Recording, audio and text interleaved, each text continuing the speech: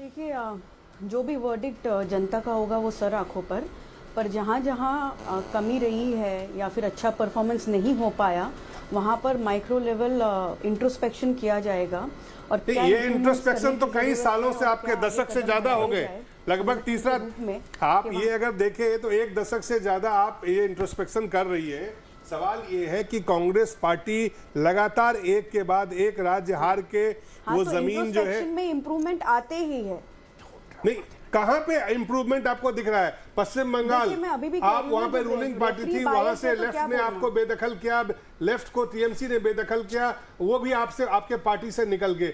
महाराष्ट्र में कांग्रेस से निकल के शरद पवार जी आपको बेदखल करते हैं। आप जहां पे भी देखें आप एक तरह से बेदखल, आपकी जमीन को हम देख लीजिए कहां पर चूक हुई है। आपको वही मेरा सवाल वही था, यहाँ से आपका रास्ता, यहाँ से कांग्रेस पार्टी कहाँ जा रही है? निकाला जाएगा वहीं की लीडरशिप, इंटरनल लीडरशिप।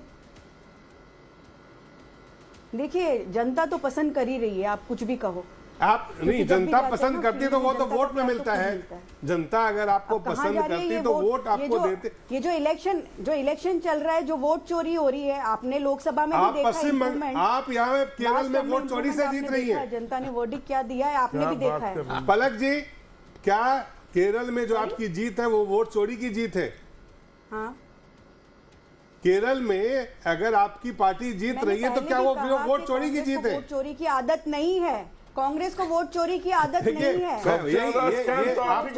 समय में हुआ है। पलक जी आपसे एक सवाल है, उससे दुखी थी। आपसे एक सवाल है, एक सवाल सुन ले। टेम्पल इशू हुआ था, वो बड़ा मुद्दा था केरला में।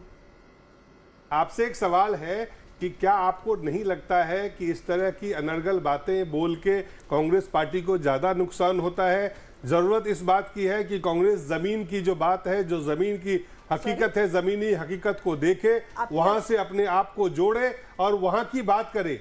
आप बिहार में भी आपने वोट चोरी की बात की, वहां पे भी आपको, हरियाणा में आपने वोट चोरी की बात की, महाराष्ट्र में की।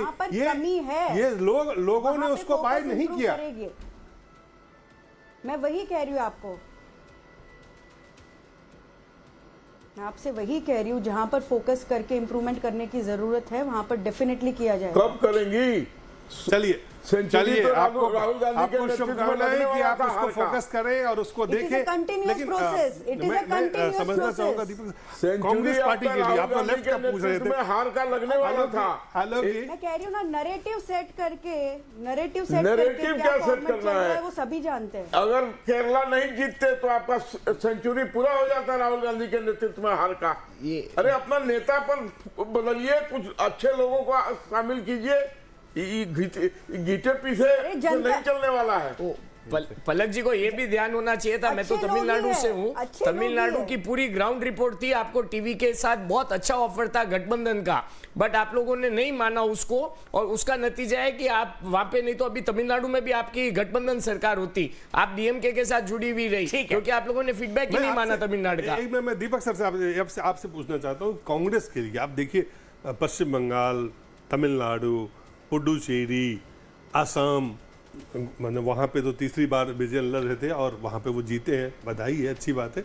लेकिन आपको क्या लगता है, आप मुझे लेफ्ट का पूछ रहे थे, कांग्रेस की क्या स्थिति होने वाली है? मेरे ख्याल से कांग्रेस, सर आप इतिहास देख लीजिए, जिस राज्य में भारतीय जनता पार्टी ने अपनी पैठ बढ़ाई है, उस राज्य में कांग्रेस लगभग साफ हो गई, या उनका जो ऑर्गेनाइजेशन है वो पूरा खराब हो गया। आप नॉर्थ के हर राज्य की बात कर लीजिए, और प्रॉब्लम यह है कि जब कांग्रेस पार्टी एक बार किसी राज्य से सत्ता से बाहर होती है, आप उत्तर प्रदेश का एग्जांपल देख लीजिए, कितने साल पहले वो सत्ता से बाहर हुए हैं, आज भी 1-2 सीटों के लिए 403 की असेंबली में संघर्ष करते हैं। तो मेरा ये मामला है, इस पूरे मसले पर भारतीय जनता पार्टी जहां जहां मजबूत होगी, या रीजनल पार्टी जहां जहां मजबूत होगी, वो कांग्रेस के लिए खतरे की घंटी है। फिलहाल रुकेंगे एक ब्रेक के लिए, ब्रेक के बाद भी हमारा कवरेज